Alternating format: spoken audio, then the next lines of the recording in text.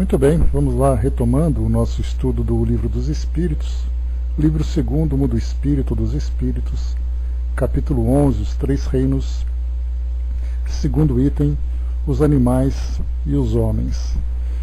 No nosso último encontro, nós abordamos, rapidamente aqui um pouquinho só, abordamos aqui alguns aspectos, né, dessa nossa relação com os animais, falando, por exemplo, né, com relação a uma comparação entre a inteligência do homem e a inteligência dos animais, se eles agem apenas por instinto, eles são movidos por alguma vontade, e também a respeito da linguagem dos animais, né? Então nós falamos aqui sobre as diversas formas de comunicação dos animais, mostrando ali um grau de inteligência, né, ainda que seja um grau bastante pequeno, bastante baixo, porque essa linguagem ela diz respeito inicialmente às suas necessidades mais básicas, né, a sobrevivência propriamente dita, né, e a vida em comunidade também. E aqui na questão 595 nós temos aqui os animais têm livre-arbítrio. Eu separei aqui alguns artigos interessantes que nós vamos ler para fazer uma análise sobre essas questões. Então, inicialmente, se eles têm livre-arbítrio, a resposta coloca: não são simples máquinas, como supondes, mas sua liberdade de ação é limitada pelas suas necessidades e não pode ser comparada à do homem. Sendo muito inferiores a este, não têm os mesmos deveres. Sua liberdade é restrita aos atos da vida material, né? Então, inicialmente, quando ele fala sobre a questão dos animais serem apenas máquinas, Herculano Pires lembra, aqui numa das citações, que na época, né, que chegamos até a falar sobre isso no nosso primeiro encontro sobre esse item, li para vocês sobre filosofia e religiões, e a religião, né, tratando da questão dos animais, e René Descartes, ele então tratava exatamente, né, dessa ideia de que os animais eram apenas máquinas, e outros pensadores traziam uma ideia contrária, né? Então, quando os espíritos respondem para Kardec que os animais não são simples máquinas, eles fazem uma referência exatamente a esse pensamento, àquele pensamento dominante na época, né, de Descartes, que muitos segmentos da sociedade aceitavam isso com naturalidade, e enquanto outros procuravam trazer uma visão oposta a essa, né? Bom dia, Angelina. Então, não são simples máquinas, mas a sua liberdade de ação é limitada às suas necessidades, e obviamente não pode ser comparada a dos homens, né? Então, aqui, antes da gente começar a tratar do livre-arbítrio, né, tratando já do livre-arbítrio, nós temos que falar também sobre a parte racional dos animais, já que o livre-arbítrio, que é a liberdade de escolha, a capacidade de escolha que um ser tem, depende exatamente da sua capacidade racional, né, de racionalizar, de raciocinar em torno de uma situação e de fazer escolhas, ainda que sejam situações absolutamente simples, né? Como, por exemplo, um animal que se encontra deitado ao sol, ele começa a se sentir incomodado, e aí ele busca a sombra. Isso é o uso do livre-arbítrio, né? Então, numa situação simples, quando ele cheira uma comida, uma ração, e ele não tem vontade de comer, ele sai, isso também é o livre-arbítrio dele. Então, obviamente, como foi colocado pelos espíritos, não são escolhas que ele faz que dizem respeito à sua vida moral. No nosso caso, por exemplo, né, a gentileza, a caridade, a paciência, a fraternidade, são decisões que nós tomamos que, sem dúvida nenhuma, vai afetar nossa vida moral e, por consequência, trazer para nós ali efeitos futuros. Já no caso dos animais, ele vai pensar: bom, eu mato aquela presa, pensando, por exemplo, né, no ambiente selvagem, ele vai pensar: eu mato aquela presa ou eu não mato aquela presa? se eu não matar essa presa, significa que no futuro eu vou ter uma vida diferente. Ele não tem essa capacidade. Então ele simplesmente age motivado pelo instinto, que é exatamente o impulso predominante, mas dentro desse instinto ele vai então racionalizar todas as situações para fazer com que as melhores escolhas sejam tomadas para seu benefício, para o seu bem-estar. E nós lembramos também, como eu comentei com vocês no início, que é muito difícil para nós fazer uma graduação do intelecto dos animais. Hoje nós temos algumas escalas, algumas pesquisas que mostram, por exemplo, né, entre os top 5 dos animais mais inteligentes, nós temos, por exemplo, os porcos, que costumam também ser domesticados e mostram um grau de inteligência que supera, né, aqueles que são os seus tutores, até mesmo os pesquisadores. Em segundo, nós temos ali os polvos, depois nós temos ali corvos, nós temos golfinhos e temos elefantes. São 5 nesse top 5, vamos dizer assim, dos animais mais inteligentes. Então, claro, mais uma vez, são inteligências restritas, são graus de inteligência restritas às suas necessidades. Mas eles mostram também nessa interação, nessa relação com o ser humano e até mesmo com o ambiente onde ele vive, né, ele acaba surpreendendo pelas escolhas que ele faz. O porco, por incrível que pareça, acabou surpreendendo numa pesquisa que foi feita, inclusive superando os chimpanzés. Então eu tenho um artigo aqui para a gente poder ilustrar todas essas questões, né, do que muito mais pelas nossas opiniões. Aliás, a gente tem uma passagem interessante, Andréia, em História de Família. Minha mãe conta que quando ela era criança, eles moravam no interior de São Paulo, né, na cidade de Barretos. Minha mãe é barretense, né? Então vivia assim num lugar muito simples, né? Naquelas casas que ficavam meio afastadas. E meu avô levou então um porco para casa, né, um leitãozinho, para poder fazer com que ele engordasse e depois virasse ali também a comida da família, né? E só que ele acabou virando um animal de estimação para as crianças, né? Chamava Chiquinho, o bendito do porco. Só que depois que ele atingiu um tamanho, conforme prometido, ele foi então abatido para virar comida para a família. E nenhum dos filhos conseguiram comer a carne do Chiquinho, né? Tamanha o apego que eles tiveram, e brincavam com ele como se estivesse brincando com um cachorro, né? Então acabaram encontrando, né, essas manifestações de inteligência que acabavam surpreendendo, né, os humanos que com eles conviviam. Então eu tenho aqui alguns artigos interessantes, né? Em 2016, na verdade em 2012, com uma atualização em 2016, na revista Super Interessante, um artigo chamado "O Homem Não é o Único Animal Racional". Então é importante a gente lembrar que se nós falamos de racionalidade animal, significa que quanto mais racional, maior é a capacidade de escolhas que ele tem. No nosso caso, por exemplo, nós não fazemos escolhas simplesmente visando aquelas necessidades básicas da nossa sobrevivência.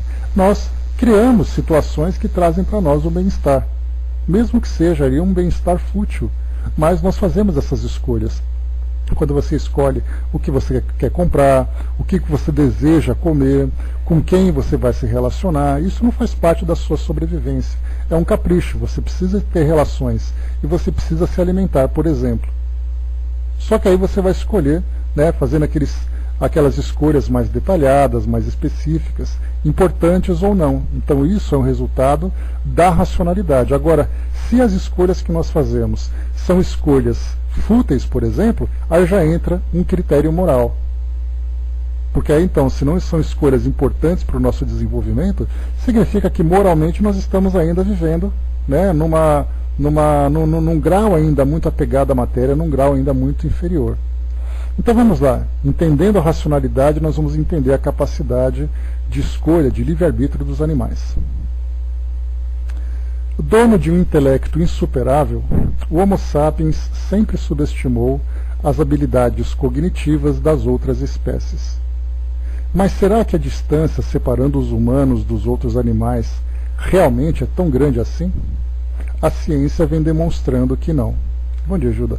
Então, mais uma vez, a gente lembra também que, conforme as perguntas que Kardec fez naquela época, Eram perguntas básicas de acordo com o conhecimento da sociedade, né, das academias de ciência. Nos tempos atuais nós temos ali pesquisas muito mais avançadas, né, então por isso essa atualização em termos de informações técnicas, informações científicas, vem reforçar aquilo que os espíritos já traziam a título de informação. Lembrando, por exemplo, que dentro da ideia da igreja da época do século XIX, os animais não tinham alma. Kardec, então, questionando aos espíritos a respeito desse princípio inteligente, eles afirmaram que sim e apresentavam graus variados de intelecto. E também falava sobre a própria constituição da alma dos animais. E nós vimos, né, no nosso estudo, no nosso primeiro estudo, quando eu falei para vocês daquele artigo do Papa Bento XVI, que dizia que os animais vão para o céu. Aquela situação daquele garotinho triste que tinha perdido o cachorro de estimação, então o Papa disse isso. E essa frase, essa colocação dele, aparentemente inocente, deu uma chacoalhada nos grupos mais tradicionais, mais ortodoxos da igreja. Exatamente porque até então, no paraíso não se tem animais. Como é que o Papa pode dizer que os animais vão para o céu? Né? Então, no século XIX, simplesmente os animais eram ignorados nesse sentido, em termos no seu aspecto espiritual. E Kardec, então, conversando com os espíritos, e eles começando a trazer para nós respostas, informações a respeito dos animais dessa forma mais profunda, na verdade ali era uma antecipação, vamos dizer assim, das informações que hoje, através das pesquisas, das observações que nós temos a respeito dos animais nos mais diversos ambientes, né, como por exemplo ambiente doméstico, ambiente selvagem, nós notamos ali agora, comprovando, né, empiricamente aquilo que no passado foi dito através de uma revelação por parte dos espíritos. Então, muito bem, a ciência vem demonstrando que não. O Dudu colocou, né, o cachorrinho da Patrícia, desencarnada, esteve com ela bastante tempo no plano espiritual, segundo relatos das psicografias. Né? E da própria Tatiana também, da nossa amiga Rosana, ela comentou, né, que ela desencarnou junto com um animal, num acidente de trânsito, numa viagem que ela fazia de São Paulo a Santa Catarina, se eu não me engano. E aí, então ela comentava exatamente que o cachorrinho estava lá, era a Tatiana, né? Então, acabou, isso, disse Patrícia, né? Então a Tati comentava sobre o animalzinho dela. Claro que ainda tem tantos e tantos questionamentos, pessoas dizem não, porque não é possível, porque isso é um fruto da imaginação dela e tudo mais, mas as informações que chegam para nós do mundo espiritual não é algo tão superficial assim, já começa a mostrar uma solidez nessas informações. Vamos em frente. Se entendermos racionalidade como a capacidade de tomar decisões baseadas em pensamentos lógicos, muitos outros bichos podem ser considerados racionais. Novas evidências revelam que racionalidade não é um privilégio do homem. Na verdade, ela é mais uma das capacidades compartilhadas por muitos seres vivos, respeitando as singularidades de cada ser, diz a veterinária Ceres Berges Faraco, especialista em psicologia animal. Golfinhos e macacos, por exemplo, raciocinam quando se veem diante de novos desafios e decidem se precisam rever as estratégias para enfrentá-los. Desafio é o que não falta na vida de Kanzi, um bonobo, parente do bonobo, parente do chimpanzé, criado com linguagem humana desde que nasceu há 29 anos. Ele aprendeu nada menos que 400 palavras com a pesquisadora americana Sue Savage Rumbaugh.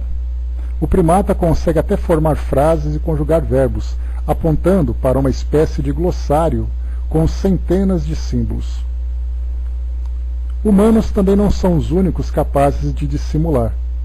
A cientista americana Susan Townsend descobriu que os lobos frequentemente se privam de pegar comida quando outros lobos estão de olho, e que os chimpanzés, às vezes, tampam a cara com as mãos para evitar que outros saibam que estão com medo.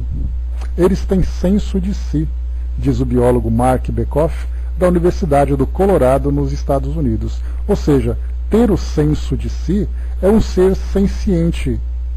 Então, essa percepção de quem ele é, ainda que muito rudimentar, já começa a aparecer nos animais. Bom dia, Ana. Inclusive, né, quando se fala sobre essa dissimulação, eu não sei se vocês já passaram por isso, né, mas passar ao lado de um cachorro que é meio agressivo, muitas vezes ele faz de conta que não está vendo, não está percebendo, e quando você passa por ele, ele corre atrás. Então essa disfarçada para fazer de conta que ele não está interessado, não está com nada, isso já aconteceu várias vezes, né, quando a gente se relaciona com animais assim um pouco mais bravos, né? E continua. Segundo Beckhoff, cachorros podem ser tão racionais que fazem planos para o futuro. Elefantes ficam de luto quando morre um amigo ou um parente. Um estudo recente da Universidade de Gotha, na Alemanha, revela que os corvos são capazes de se reconhecer no espelho. E cientistas da Universidade Paul Sabatier, na França, demonstraram que abelhas entendem conceitos abstratos, como equivalente e diferente. Agora responda, dá para continuar achando que somos os únicos animais racionais do planeta? Então, é um artigo pequeno, mas o mais interessante que eu quis trazer para vocês aqui dele são as pesquisas feitas, né, em ambientes científicos. Não são apenas comentários de um dono, de um observador qualquer. Então eram pesquisas, né, que foram organizadas, aplicando-se metodologia científica para chegar nesses resultados. E depois nós temos também aqui, né, porque quando se fala sobre essa questão dos animais, do seu livre-arbítrio, mas limitado às suas necessidades, obviamente que se os animais se desenvolvessem racionalmente e atingissem, por exemplo, um nível intelectual dos homens, a gente fica se perguntando, né, o que seria do nosso mundo se os animais chegassem nesse patamar. Então, obviamente que a gente lembra que a escala de desenvolvimento dos seres vivos, ela obedece a um processo de desenvolvimento natural. Então nós, seres humanos, atingimos, né, o grau máximo de inteligência aqui do nosso mundo, nessa condição em que ele se apresenta hoje. Portanto, nós temos, abaixo do homem, outros graus variando de acordo com as espécies, de acordo, né, com as habilidades que eles vão desenvolvendo. Mas a pergunta fica, né, e se por acaso eles atingissem o mesmo grau de inteligência dos homens? Temos aqui um artigo da BBC, publicado em 2016, no dia 7 de setembro, cujo título é O que aconteceria se os animais tivessem a inteligência do homem? Em O Planeta dos Macacos, um homem se encontra em um mundo governado por primatas superinteligentes que dão ordens a escravos humanos. Pierre Boulle, autor do livro de 1963, que deu origem à franquia do cinema, dizia que se tratava de uma fantasia social. Mas e se a fantasia se expandisse para incluir não apenas os símios com inteligência humana, como também todas as espécies da Terra? O que aconteceria se todos os animais do planeta se tornassem seres racionais e autoconscientes da noite para o dia? Será que uma criatura acabaria dominando as outras, como o homem fez, ou chegaríamos a uma coexistência pacífica? Apesar de a possibilidade disso acontecer ser nula, explorar a questão pode trazer revelações intrigantes e até tristes sobre a natureza humana e sobre o nosso lugar como espécie dominante. Infelizmente, a resposta para a hipótese não é das mais agradáveis. Se isso acontecesse, caos seria pouco para definir as consequências, afirma Inês Kutschel, ecologista comportamental da Universidade de Bristol, na Grã-Bretanha. Não devemos assumir que a inteligência é algo bom. Nós acabaríamos por exterminar uns aos outros, concorda Robin Dunbar, psicólogo evolucionista da Universidade de Oxford. O ser humano não é particularmente elogiado pela curiosidade e pela maneira pacífica de agir quando se trata de conhecer novas pessoas. Joseph Kahl, psicólogo da Universidade de St. Andrews, também é da mesma opinião. Se olhássemos a história humana, sou pessimista até no que se refere a fazer amigos, diz. Talvez hoje estejamos um pouco melhores do que no passado, mas basta olhar o mundo para ver se isso é mesmo verdade. Dado o nosso longo histórico de exterminar outras espécies além de nossos próprios semelhantes, não há por que acreditar que nós, ou os animais dotados de inteligência, agiriam de forma diferente. Essencialmente, teríamos uma grande chance de começar a Terceira Guerra Mundial. Nós reagimos de maneira muito negativa a estranhos e a ameaças, diz Kutschel. E quem ganharia essa guerra? Muitas espécies, claro, não teriam outras chances. Os herbívoros, por exemplo, precisam passar a maior parte do tempo se alimentando para conseguir energia. Isso limitaria seus investimentos em comunicações, fabricação de ferramentas e até mesmo em uma batalha. Aqueles que ingerem mais proteínas de origem animal teriam uma vantagem. Tubarões, golfinhos e orcas talvez ficassem de fora do páreo, porque estão confinados aos oceanos, apesar de essas espécies também poderem querer travar uma guerra subaquática. Da mesma forma, os animais que não podem sobreviver fora de seu habitat, pântanos, copas das árvores ou desertos, também não conseguiriam conquistar o mundo. Os grandes predadores, como leões, tigres, ursos e lobos, e até alguns gigantes não predadores, como elefantes e rinocerontes, poderiam tentar dominar o resto dos seres vivos. A curto prazo, eles provavelmente seriam a maior ameaça para nós, humanos. Mas como possuímos armas modernas, e somos muito mais numerosos do que qualquer uma dessas espécies, essas criaturas talvez só conseguissem sobreviver por um tempo antes de desaparecerem de nossas mãos, o que, aliás, já estamos fazendo de certa forma. Os primatas seriam ameaça? Sem os mais formidáveis carnívoros, um novo rival surgiria, os primatas, nossos parentes mais próximos. Cutchl destaca que nossa tecnologia nos permitiu avançar como espécie, e os primatas possuem a mesma fisiologia que nos deixa utilizar essa tecnologia.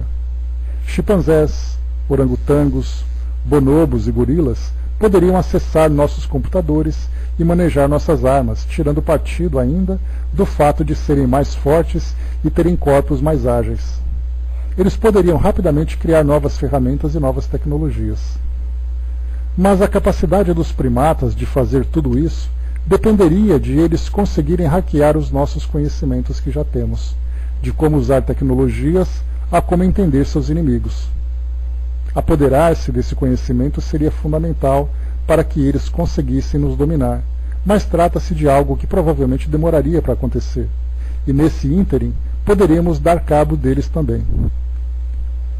Se eles tivessem os mesmos conhecimentos que nós, teríamos um embate nessa guerra, afirma Cal, mas sem isso eles não seriam a espécie dominante. Deixa eu ver mais aqui. Tá. As armas mais poderosas e seus donos. Entretanto, com tempo suficiente, a capacidade de se adaptar rapidamente a novos ambientes e circunstâncias seria uma arma mais poderosa na conquista do mundo. Tanto que essa é uma das habilidades que possibilitaram o homem dominar a Terra. Outro fator importante para ganhar a guerra seria a quantidade de soldados, assim como a capacidade de evitar ser detectado. Em outras palavras, todas as evidências apontam para as bactérias e outros micróbios como os futuros donos do mundo, muito mais do que eles já fazem hoje. As bactérias estão em toda parte, inclusive dentro de nós. Elas seriam um rival muito, muito poderoso, diz Cal. Dunbar concorda. Não me surpreenderia se um ser vivo muito menor do que nós acabasse dominando o mundo. Somos muito mais vulneráveis a essas formas de vida primitivas, como bactérias e vírus. O ser humano estaria em sérios apuros se tivesse que lutar contra bactérias inteligentes, principalmente as mais nocivas. O problema é que não poderíamos exterminar todas elas porque muitas são fundamentais para a nossa própria sobrevivência, pondera Cal. O fim do mundo? Mesmo se a humanidade fosse extinta, os conflitos continuariam acontecendo. Não há por que acreditar que animais com inteligência do Homo sapiens se comportariam de maneira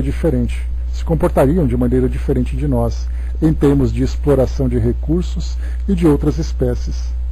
Da mesma maneira, conflitos entre indivíduos da mesma espécie também apareceriam. Os animais não resolvem problemas para o bem de sua própria espécie. Eles competem para que seu grupo ou sua família tenham vantagem, explica Alex Kasselnik, biólogo comportamental da Universidade de Oxford. Ou seja, a situação provavelmente acabaria mal para todas as espécies. Com muitas delas exterminadas, os ecossistemas entrariam em colapso, deixando apenas os sobreviventes mais vigorosos, bactérias, baratas e ratazanas, habitando o planeta. Ainda assim, o mundo não conseguiria passar a viver em uma utopia pós-apocalíptica. Como diz Kutschel, qualquer espécie que sobrar provavelmente estragaria o planeta como já estamos fazendo. Não vejo por que outras espécies seriam mais altruístas do que nós, diz. O equilíbrio que vemos na natureza só existe por causa de um equilíbrio de forças. Então, eu achei muito legal esse artigo, porque nós pensamos, por que o homem conseguiu, como um ser espiritual, ocupar o topo dessa escala? E nós já vimos isso aí também, que os espíritos já comentaram, inclusive aqui no próprio Livro dos Espíritos, aqui no início, na primeira questão que nós estudamos desse capítulo. Deixa eu voltar rapidamente aqui. Já leio, Arnaldo, só um instantinho. 592. Se compararmos o homem e os animais em relação à inteligência, parece difícil estabelecer a linha de demarcação, porque certos animais têm nesse terreno notória superioridade sobre certos homens. Essa linha de demarcação pode ser estabelecida de maneira precisa? Sobre esses assuntos, os vossos filósofos não estão muito de acordo. Uns querem que o homem seja um animal, e outros querem que o animal seja um homem. Estão todos errados. O homem é um ser à parte, que desce às vezes muito abaixo ou pode elevar-se muito alto. No físico, o homem é como os animais e menos provido do que muitos dentre eles. A natureza lhes deu tudo aquilo que o homem é obrigado a inventar com a sua inteligência para prover as suas necessidades da conservação. Seu corpo se destrói, como o dos animais, isso é certo, mas o seu espírito tem um destino que só ele pode compreender, porque só ele é completamente livre. Pobres homens, que vos rebaixais mais do que os brutos, não sabeis distinguir-vos deles? Reconhecei o homem pelo pensamento de Deus. Então, nessa questão, mostra exatamente isso, que essa superioridade do homem sobre todos os demais reinos, até mesmo lá no livro Gênesis da Bíblia, o primeiro livro, fala que os homens vieram para dominar o mundo e dominar também todos os seres. Mas claro que esse domínio tinha aquele propósito de ajudar a desenvolver e não destruí-los. Então, nesse artigo que traz essa suposição que se todos os animais atingissem o mesmo grau de inteligência, nós simplesmente quebraríamos totalmente essa cadeia de desenvolvimento criada por Deus. O Arnaldo colocou, teríamos de fazer uma análise profunda sobre as condições do cérebro físico. Sim, inclusive, Arnaldo, aproveitando até mesmo essa deixa, eu separei também aqui um artigo do Estado de São Paulo de 2017, que diz assim: cientistas analisam o cérebro de cães e concluem que eles também são pessoas, entre aspas. Vou ler rapidinho um artigo pequeno, só para a gente poder perceber o que vem sendo feito em termos de desenvolvimento, em termos de pesquisas científicas, para tentar entender a inteligência dos animais. Então é importantíssimo, que como a doutrina espírita vai se desenvolvendo a par com a ciência, nós precisamos entender o que a ciência vem falando sobre isso. E nesse caso, então, eles fizeram um rastreamento, nesse caso de cérebro de cães, para entender de que forma que eles pensam, e tentando também entender o que eles pensam. Então, diz assim para nós: pesquisadores obtiveram imagens de atividade cerebral de animais acordados que mostram boas similaridades entre os caninos e nós. Diz assim: um grupo de cientistas treinou cães para serem submetidos ao exame de ressonância magnética com a intenção de gerar material científico sobre como o cérebro dos animais funciona. Após 2 anos de estudos, um dos pesquisadores, Gregory Burns, defende: os cachorros são gente como nós, entre aspas. As informações foram divulgadas pelo jornal The New York Times. A experiência é inovadora, até então. É porque, até então, a medicina veterinária recomendava que o exame só poderia ser feito em cães anestesiados, uma vez que o animal precisa ficar imóvel na máquina apertada e barulhenta. Animais adormecidos não apresentariam resultados úteis para o tipo de pesquisa que os cientistas estavam desenvolvendo. Gregory começou por treinar sua mascote, a cadelinha Kelly. Foram meses de ensinamentos para que ela se acostumasse a uma máquina de ressonância magnética de mentira, depois uma de verdade. Após alguns meses, conseguiram realizar o exame e obtiveram os primeiros mapas de atividade cerebral. os pesquisadores procuraram tratar os animais como se fossem pacientes humanos. Não lhes obrigavam a realizar os exames e poderiam abandonar a pesquisa quando quisessem. O sucesso, a promessa de revelar como os cães pensam e o tratamento dado pela equipe de cientistas aos animais chamaram a atenção da comunidade dos donos de cães, e a equipe de Gregory passou a contar com uma dúzia de mascotes caninos para os testes. Não, ainda não podemos dizer como os cães pensam. No entanto, os resultados acerca de uma área específica do cérebro já podem dar algumas pistas. O núcleo caudado, presente tanto nos humanos quanto nos caninos, está relacionado nos humanos ao prazer, causado por coisas que gostamos, comida, música e até mesmo beleza. Como os cães, os cientistas concluíram que essa área do cérebro apresenta atividade parecida. Ela reagia a sinais que indicavam comida, ao cheiro de pessoas conhecidas e até mesmo ao retorno do dono após um período ausente. A habilidade para sentir emoções positivas, por exemplo, amor e apego afetivo, colocaria os cães no mesmo nível de sentimentos comparado ao de uma criança, escreveu Gregory ao jornal The New York Times. Ele acredita que os estudos servirão para mudar o modo como a sociedade trata os cães. Cachorros e provavelmente muitos outros animais parecem ter emoções assim como nós. Isso significa que devemos rever o tratamento de animais de estimação enquanto propriedade, defende. Então, aqui essa questão. No artigo anterior, Arnaldo, foi uma suposição que ele levantou falando sobre o desenvolvimento da inteligência, para ver o que aconteceria em termos de comportamento e em termos de relacionamento entre todos os seres.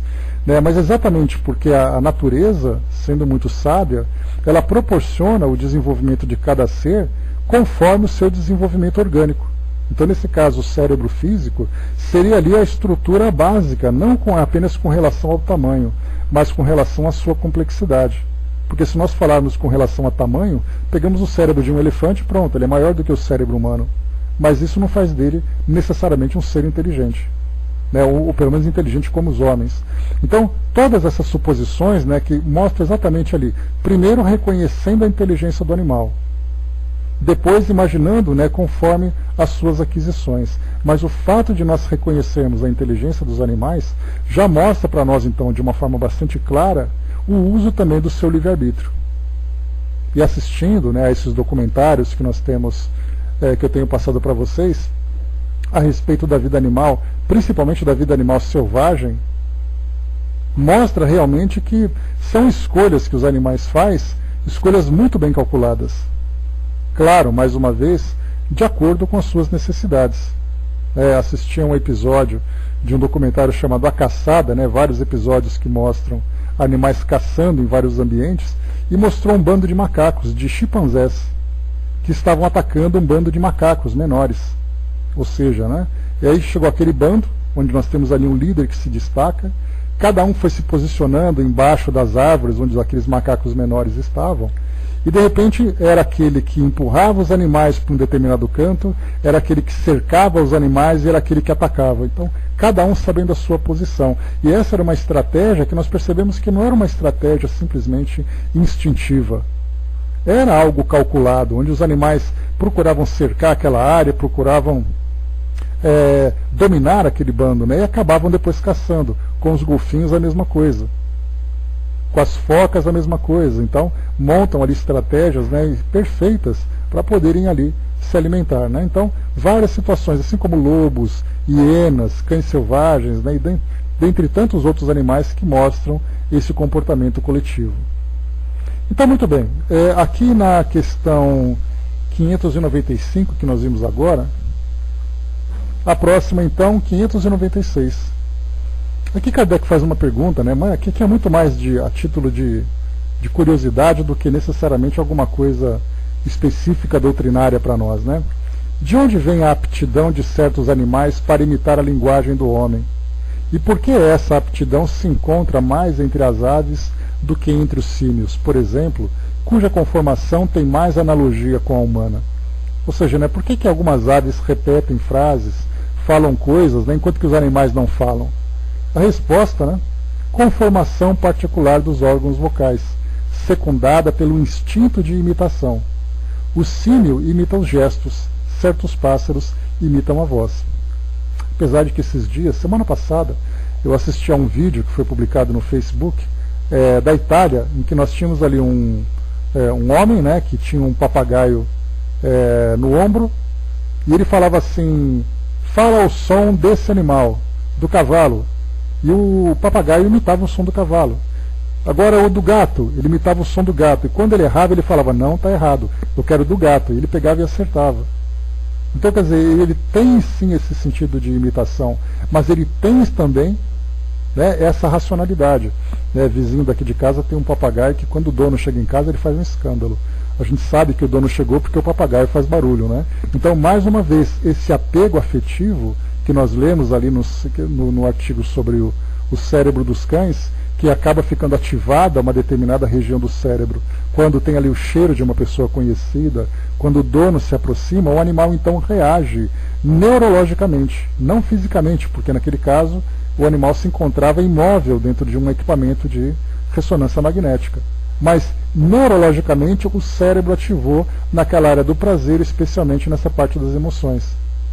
Então, quer dizer, para nós hoje, no século XXI, com tantas informações que a gente tem, com tantas pesquisas e com uma relação tão intensa que nós temos hoje com animais de estimação, né, com tanto valor que eles têm hoje, então para nós já não tem mais dúvida de que os animais têm personalidade, que os animais possuem algo além do corpo físico. Esse algo além do corpo físico é algo bastante curioso também. Nós vamos ver daqui a pouco aqui na próxima questão. Questão 597. Pois se os animais têm uma inteligência que lhes dá uma certa liberdade de ação, há neles um princípio independente da matéria? A resposta sim, e que sobrevive ao corpo. 597A. Esse princípio é uma alma semelhante à do homem? Também é uma alma, se o quiserdes. Isso depende do sentido em que se tome a palavra, mas é inferior à do homem. Há entre a alma dos animais e a alma do homem tanta distância quanto a alma do homem e Deus. Então, ao começarmos então a ter esse entendimento, agora um entendimento espiritualista a respeito dos animais, porque até então, e ainda hoje, né, se pensa dessa forma, nós temos um entendimento apenas material, é um entendimento biológico. Depois nós começamos a entender, a partir do momento em que a filosofia começa a tratar dessas questões extrafísicas. A doutrina espírita trouxe para nós esses ensinamentos. Outras religiões começam, como foi o Papa Francisco, que eu comentei com vocês, também começam a levar em consideração a alma dos animais. Então a gente começa a entrar naquele debate. Se existe algo além da matéria, o que é esse algo? No meio espírita, e a partir dessa questão 597, os espíritos disseram: é também uma alma, se o quiserdes. Mas nós encontramos muitos debates entre espíritas tentando exatamente definir o que é esse elemento fora da matéria. Alguns dizem assim: não, os animais não têm alma, eles têm um princípio inteligente. Outros dizem: não, nós temos uma alma animal. Inclusive existe um grupo espírita e espiritualista também, né, mas espírita, muito mais espírita, né, pela ideia que eles transmitem, chamado Os Animais e o Espírito.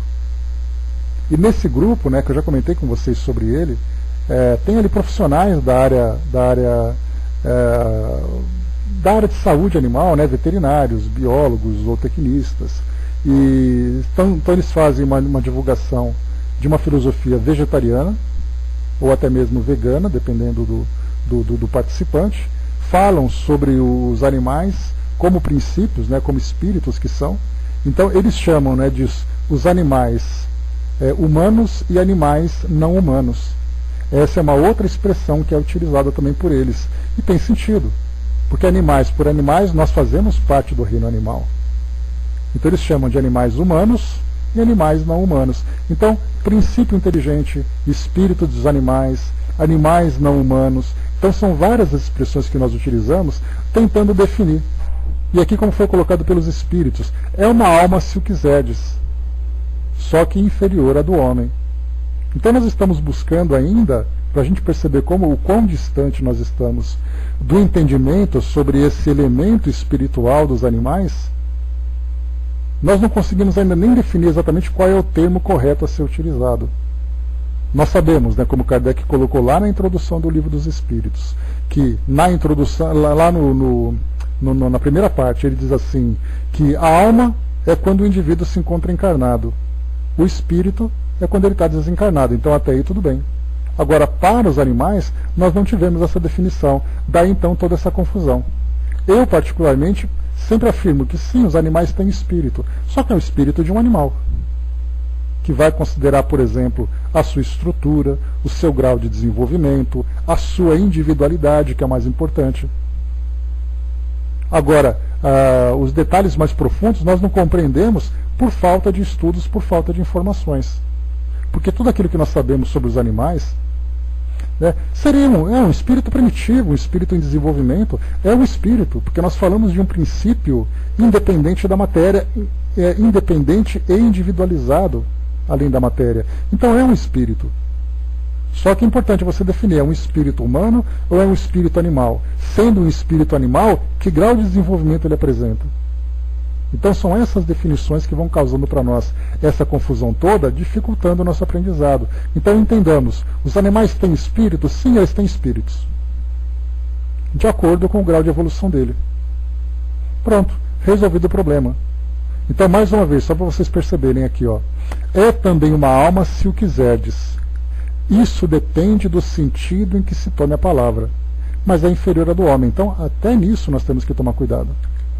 O Arnaldo colocou, né? No entanto, em Kardec encontramos que os animais estão tão distantes do homem quanto o homem da angelitude, né? Que foi o que os espíritos colocaram para nós aqui agora, né?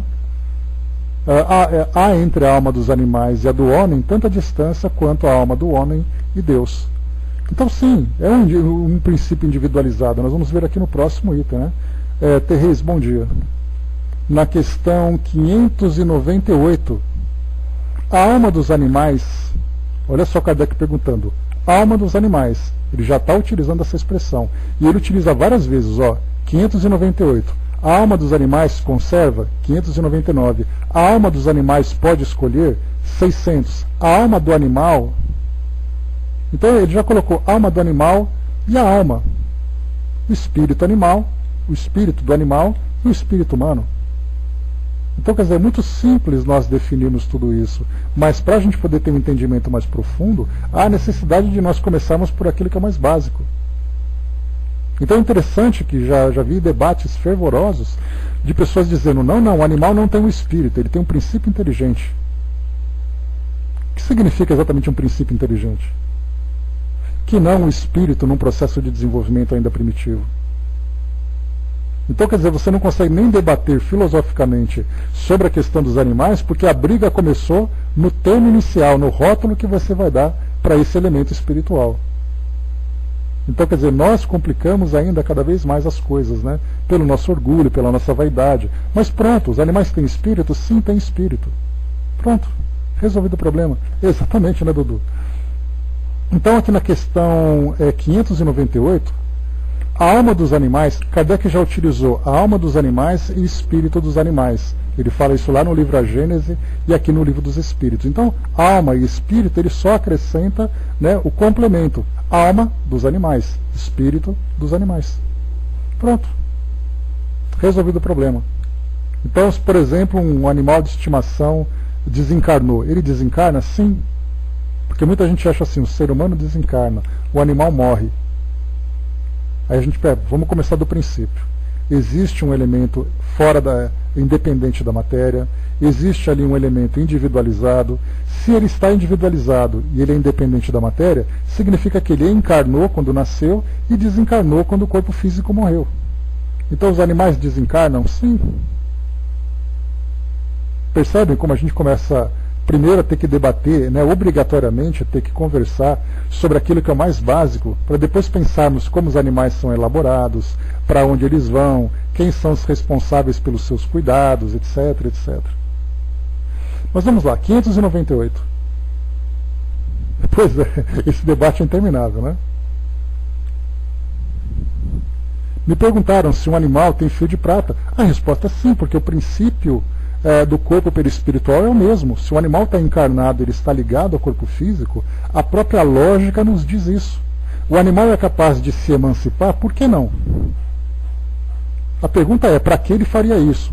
Em que condições ele faria isso? Através de que estímulos ele faria isso? Mas tecnicamente é possível ele se emancipar? Sim, porque ele está vinculado ao corpo físico da mesma forma que nós, seres humanos, estamos vinculados ao nosso corpo físico.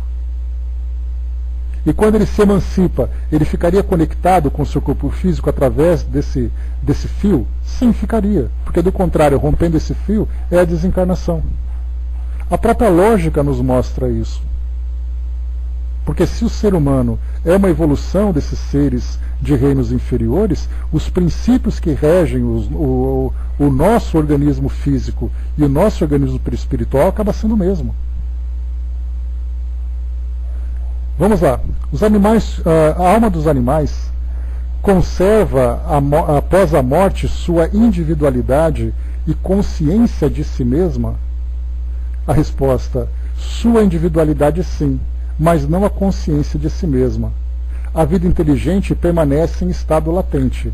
Aqui, eu até ousaria, depois de tudo aquilo que nós já vimos a respeito da inteligência dos animais, a falar sobre essa questão da inteligência latente. Porque já não é mais uma inteligência latente, adormecida esperando o momento. Os animais já mostram um grau de inteligência. A gente só não compreende ainda no mundo espiritual como eles se comportam.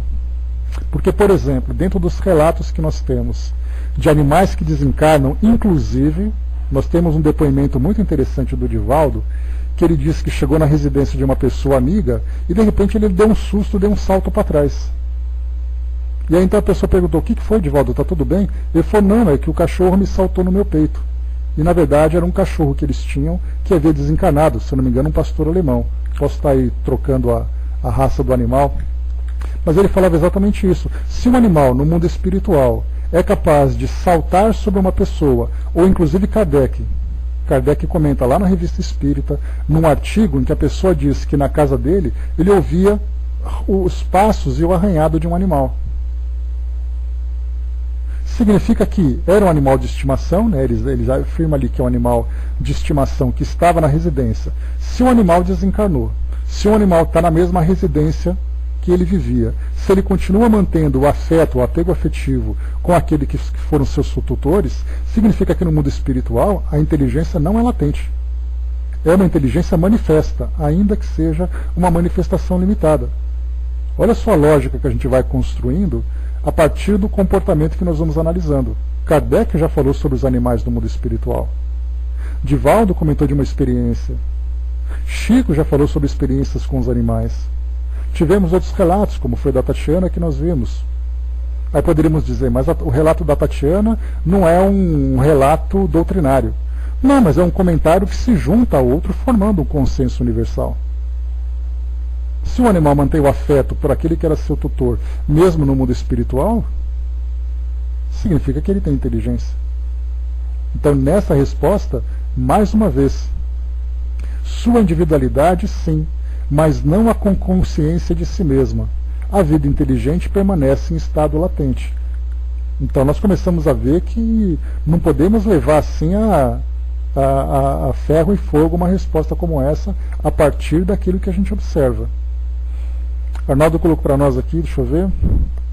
Há uma conversa de que um espírito com E minúsculo é princípio inteligente e E maiúsculo irá ao homem. Isso procede?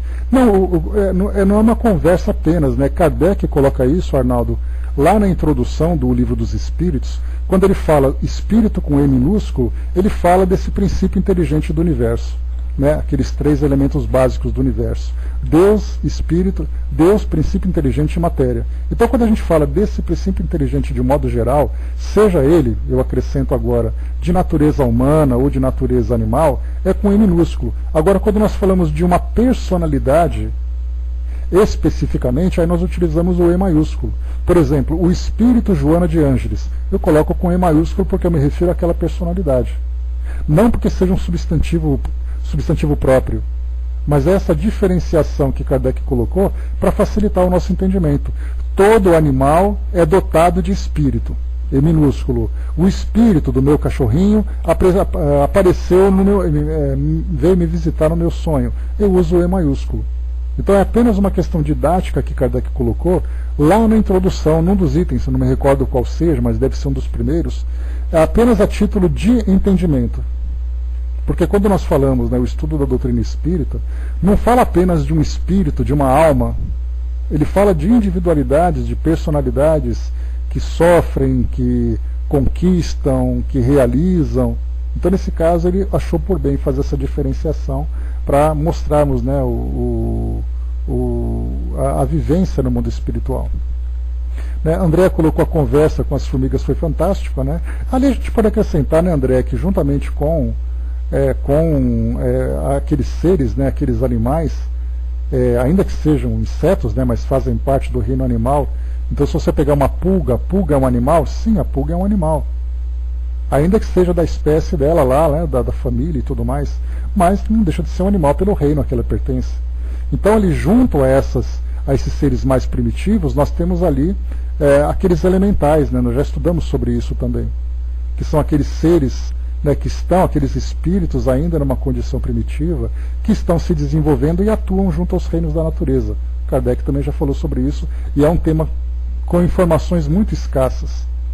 Por isso é difícil para nós trazermos, né, algo mais concreto, algo mais racional para nós compreendermos. Mas a afirmação que ele traz para nós é que sim, esses seres em evolução, saindo de um reino para outro, passam por esses estágios, né? E, na verdade, agem não apenas por instinto e com uma inteligência limitada, mas obedecem a ordens de inteligências superiores.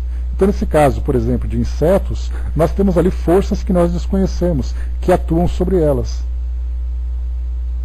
Uma experiência que foi mostrada, colocava ali um eletroímã sobre uma placa e formigas ali em volta, passando por cima e tudo mais. Quando esse eletroímã foi ligado, aquele campo magnético fez com que as formigas começassem a girar no sentido anti-horário dela.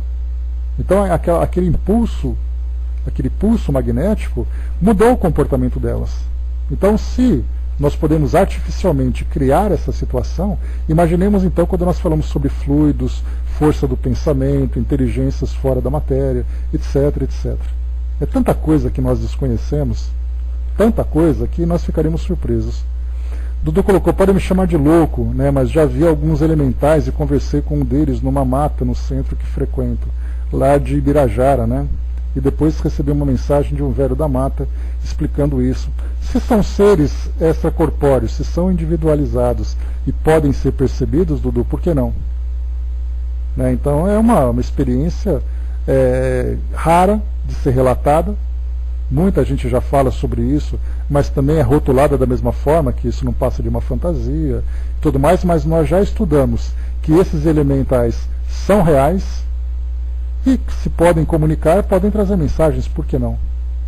Né? Então, quer dizer, infelizmente é uma experiência, né, também a mesma coisa, não apenas ela, mas outras personalidades também. Né? Então, agora sim, é verdade, não é verdade? A gente guarda isso porque é uma informação que não pode ser comprovada e generalizada, já que isso não é um consenso, diferentemente da mediunidade, em que nós temos a comunicação com outros seres do mesmo grau evolutivo em que nós nos encontramos. Então você tem um médium aqui, outro médium lá, pronto, você forma um controle universal.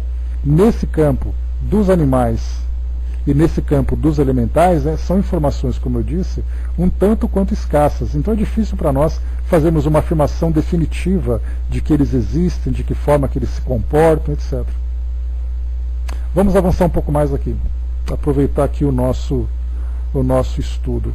E olha que nós temos, Kardec fez aqui algumas perguntas para a época, ele colocou aqui acho que 21 perguntas sobre esse tema, isso porque não é nos tempos atuais, né? Porque se fosse nos nossos tempos, nós teríamos não apenas 21 perguntas, nós teríamos 1000 perguntas, principalmente a importância que os animais têm hoje em nossas vidas, né? E nós lembramos que os animais eles são não apenas beneficiados com a nossa relação, mas também são prejudicados.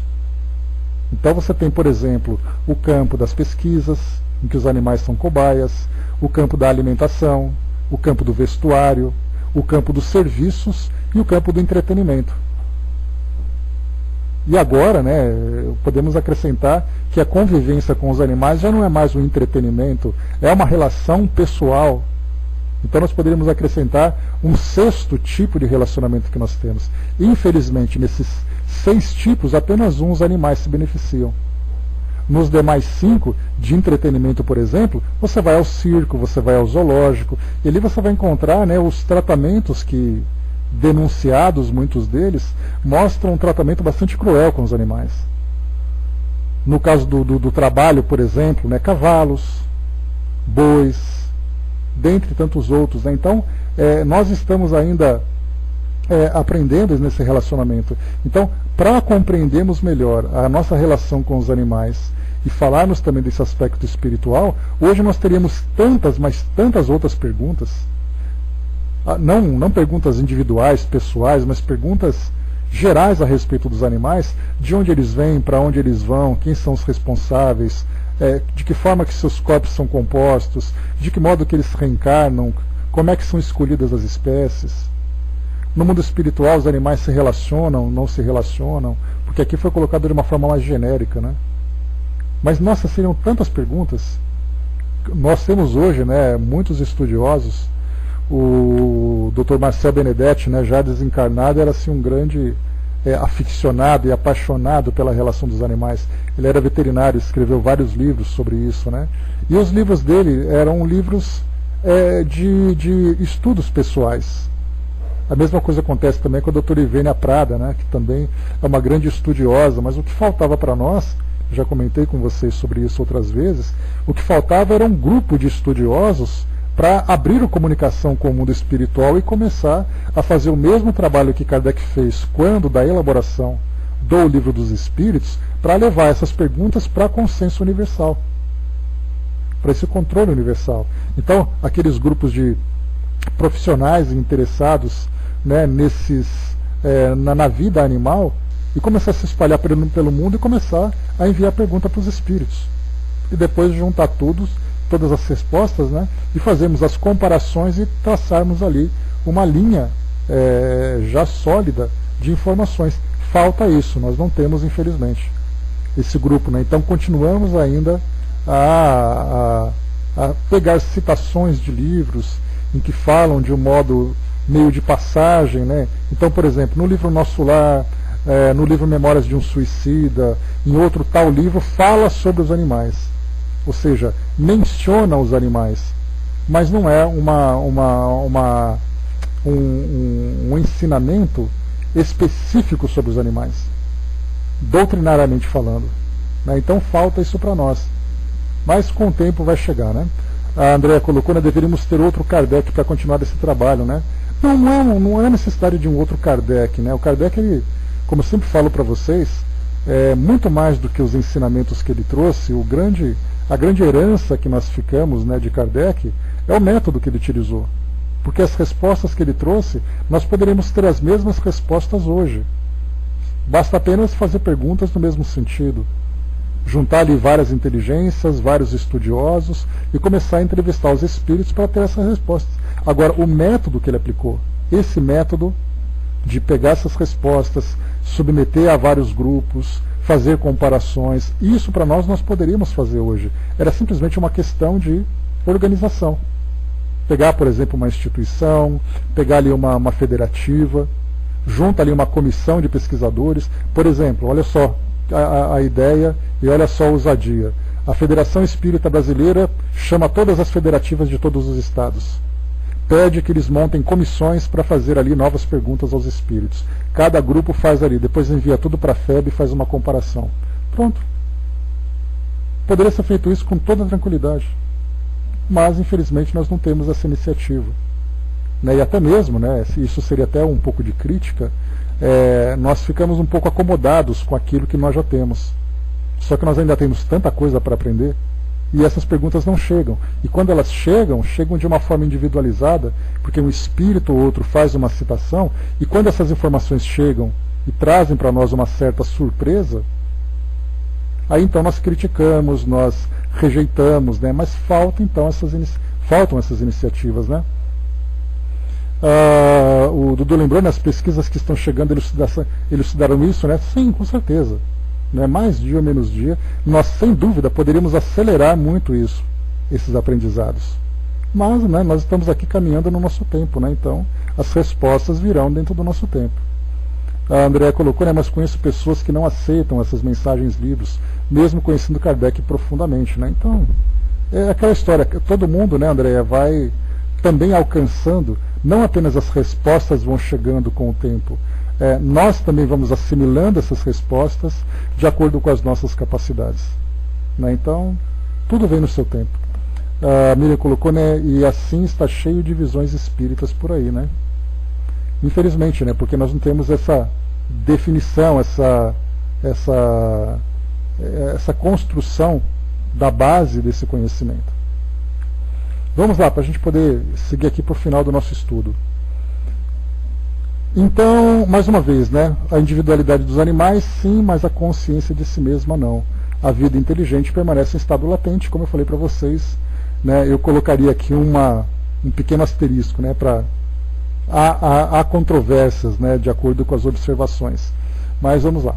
599. A alma dos animais pode escolher a espécie em que prefira encarnar-se? Não, ela não tem o livre-arbítrio.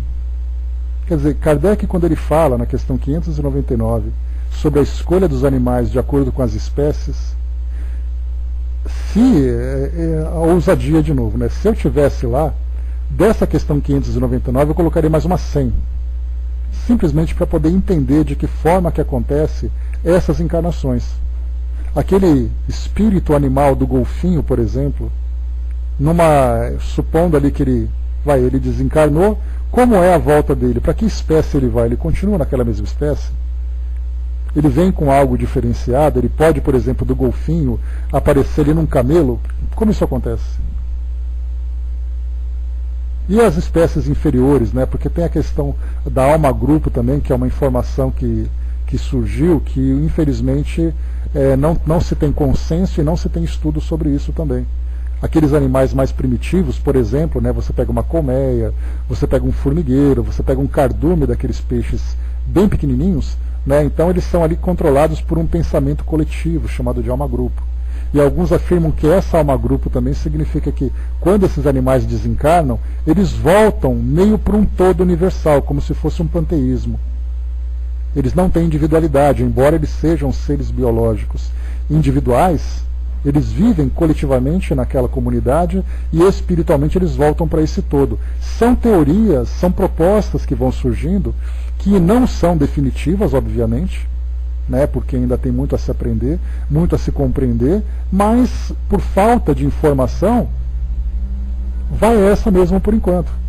Fazendo uma comparação, seria mais ou menos os antigos cientistas, os antigos filósofos gregos, por exemplo, afirmavam que a Terra era o centro do universo e que o Sol girava em volta. Era errado? É errada essa informação? Sim, é errado, porque a nossa astronomia hoje traz já uma resposta completamente diferente e cientificamente comprovada. Mas para a época era o que eles tinham. Até que depois veio o pensamento religioso, né, com aquela passagem bíblica, que falava, por exemplo, que a Terra era plana.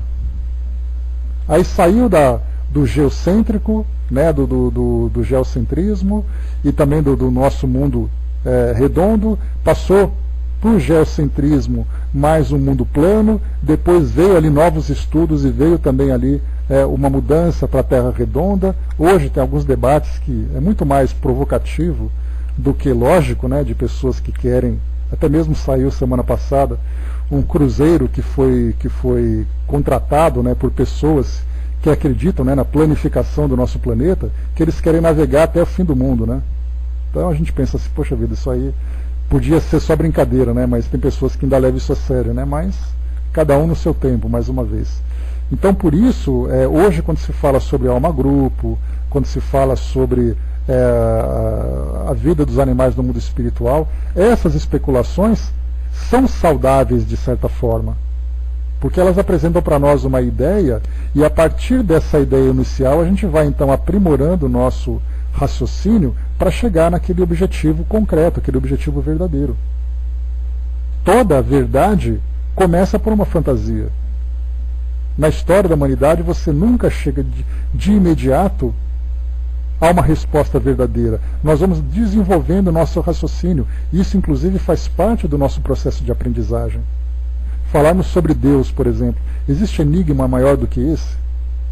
E no passado, voltando ali 10, 20 mil, 100 mil anos no tempo, nós encontrávamos aqueles homens adorando seres da natureza, o vento, a chuva, o sol, a terra, adorando ali as cavernas, porque era a forma como eles se relacionavam com Deus.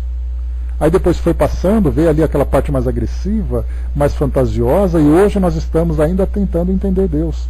Ontem, por exemplo, 21 de janeiro de 2019, foi o Dia Nacional do Combate à Intolerância Religiosa. O homem está há 100 mil anos tentando entender a natureza de Deus, e há 100 mil anos nós continuamos ainda com essa ideia equivocada, individual, egoísta. Faz parte do aprendizado. Uma verdade nunca chega pronta, a verdade ela se constrói. Porque do contrário, nós teríamos ali uma reunião de espíritos, uma comitiva que se manifestaria aqui no nosso meio e traria para nós todas as respostas do universo. Nós teríamos condições de assimilar essas verdades? Não. A nossa inteligência ainda está muito limitada aqui ao nosso mundo, ao nosso espaço, às nossas necessidades, embora sejamos já os seres dominantes aqui do nosso planeta, como seres humanos. Mas dessas questões mais complexas, nós não compreendemos, nós não sabemos. Então, quer dizer, nós temos que criar as nossas fantasias, criar as nossas teorias, racionalizar tudo isso, começar ali a entender, a fazer ali as nossas comparações, para chegarmos para dizer, olha, definitivamente essa é a nossa resposta. Arnaldo colocou, tenho comigo que o princípio inteligente vai migrando entre as espécies para a construção dos órgãos e outras vivências. Exemplo, órgãos da fala, aves de bico torto, que aprendem a falar, É uma teoria, Arnaldo, uma teoria racional. Então, assim, a gente vai tentando compreender, sabemos, por exemplo, acompanhando a própria evolução dos seres vivos, que os seres primitivos nasceram na água. Da água eles começaram a andar para a terra. Nós somos seres terrestres, seres humanos. Se nós somos a referência para a evolução de todos os seres, não sabemos como essa elaboração acontece, mas se nós somos a referência, aqueles seres que vivem na água terão que passar por um processo de evolução. Inicialmente tornando-se mamíferos, tendo pulmões, eles não podem respirar por brânquias, porque mais uma vez nós somos a referência. Então um peixe, por exemplo, um tubarão, ele vai ter que aprender a respirar fora da água, vai ter que aprender a andar, vai ter que desenvolver o seu organismo para se tornar um ser humano. Se é que é assim que acontece o processo. Estou só fazendo aqui uma especulação, uma fantasia, uma viagem com vocês. Então aqueles seres terrestres já são seres diferenciados. As aves, por exemplo, trazem ali ossos pneumáticos, órgãos que nós não possuímos, precisarão também passar por uma elaboração para ter um organismo próximo ao nosso. Os primatas, por exemplo, símios, orangotangos, gorilas, já têm uma semelhança conosco. Então a gente vai afunilando todas as espécies para chegarmos nesse grupo dos mamíferos, nesse grupo dos primatas, depois nesse grupo dos bípedes, para depois chegar na condição em que nós estamos. Também é essa a minha teoria. Se ela é certa ou se ela é errada, com o tempo a gente vai definindo tudo isso. O Arnaldo colocou também, nós, ao sermos gerados, temos que saber respirar em meio líquido amniótico, e depois se virar. Se depois que deu aquele tapinha no bumbum, já era, vai ter que botar para fora e não respira mais dentro da água. Então, assim, a gente vai pegando por esse caminho de evolução para chegarmos nesse objetivo, a partir dessa referência que nós temos dos seres humanos. E da mesma forma que nós temos, basta a gente lembrar, que dos primatas, para chegarmos nos seres humanos, nós tivemos todos aqueles estágios intermediários que a arqueologia acabou encontrando. Por exemplo,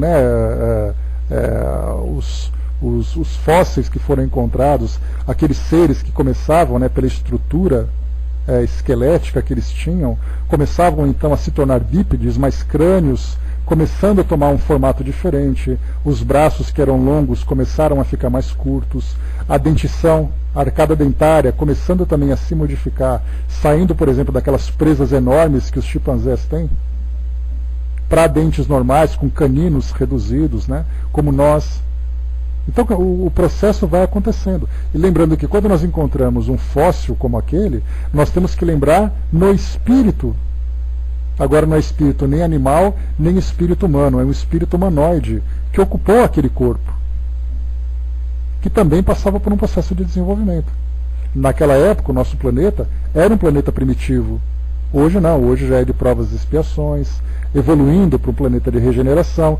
Então no nosso planeta aqueles seres já não passam, já não existem mais aqui, mas existiram. E era um processo evolutivo que durou milhões de anos. Então aqueles animais que nós vemos hoje, que são individualidades, um peixe, uma ave, um animal, um mamífero, um anfíbio, seja lá qual for, né, um réptil, seja lá qual for, de que forma que o desenvolvimento dele se dá. Quais são os elementos que são agregados para que ele atinja uma individualidade maior, porque a gente vai pensando, né, se você pega um chimpanzé, que já é um animal individualizado, que já tem um grau de inteligência desenvolvido, todos os animais então vão se compondo de alguma forma para chegarem nesse estágio. Como isso acontece, mais uma vez, não fazemos ideia. Mas nada com o tempo, né? O importante, só o fato de nós levantarmos essa questão, já é algo significativo.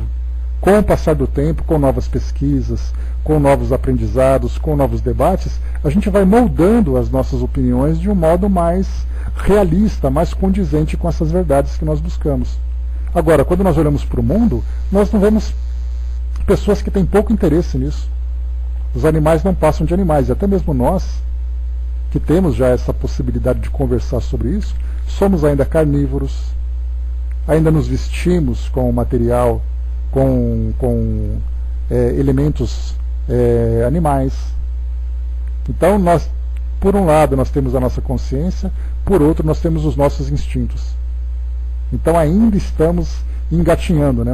Só o fato de conversar dá a impressão de que a gente já sabe muita coisa, né? Aí a gente olha o nosso comportamento e vê. Pensar é uma coisa, né? Viver esse pensamento é outra bem diferente. Então, meus amigos, fechando por aqui o nosso bate-papo de hoje. Mais uma vez, nós paramos aqui na questão 599, a respeito da alma dos animais, se pode escolher a espécie, e na questão 600, que é a próxima, Kardec pergunta, né, a alma do animal sobrevivendo ao corpo fica num estado errante como o homem após a morte? Então esse vai ser a próxima questão que nós vamos estudar na próxima quinta-feira, né? Amanhã nós temos a continuação do nosso livro No Mundo Maior, André Luiz estudando o cérebro humano num processo de obsessão, e na quinta-feira nós continuamos a partir desse item número 600. Né? Então, temos muito ainda para conversarmos e aprender. Dudu colocou, né, temos visto nas redes sociais coisas incríveis que os animais de todas as espécies fazem. Aí vemos esse princípio inteligente de que tanto falamos. Né? Pois é. Agora, né, com essa facilidade da tecnologia, tudo aquilo que era observado de uma forma isolada, hoje é divulgado, publicado para todo mundo. Então nós temos não apenas esses vídeos isolados, mas nós temos documentários dos mais diversos, né? Esses documentários, aquele documentário que eu passei para vocês, da BBC, né, a vida, esqueci o nome, a vida selvagem, eu acho que me esqueci, ou fala sobre caçadas, o antigo Mundo Animal, né, quem que não assistia? Todo domingo de manhã, às 8 horas, né, um Mundo Animal que passava na Rede Globo. Então, com tantos e tantos documentários, e cada vez mais aperfeiçoados, com a tecnologia que vai surgindo, História da Vida, obrigado, Angelina. Então, História da Vida e A Caçada, são 2 documentários que eu estou assistindo para conhecer um pouco mais desse universo. Né? Então, hoje está tudo tão divulgado, tudo tão pesquisado, né, que já não dá mais para a gente fazer de conta que os animais simplesmente são máquinas, como dizia René Descartes na sua época, né? André continua. Por mim continuaríamos até o almoço, não resolvemos nada, né? Mas valeu. Pois é, o almoço tem que sair, depois a culpa é minha, né, André? O almoço